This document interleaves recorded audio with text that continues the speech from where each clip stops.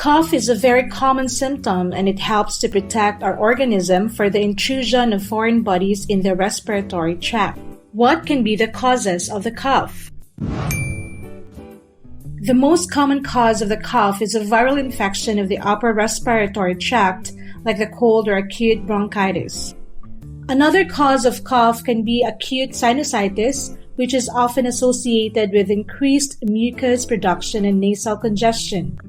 Even pertussis, a highly contagious bacterial infectious disease, can also cause the cough reflex. Finally, other causes often involved in the genesis of cough are asthma, chronic obstructive pulmonary disease, congestive heart failure, allergic rhinitis, pneumonia.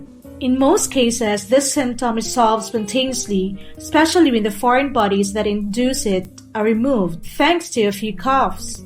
In our website, www.medfor.care, you will find many other contents and insights. Come and visit us. See you soon in Med4Care!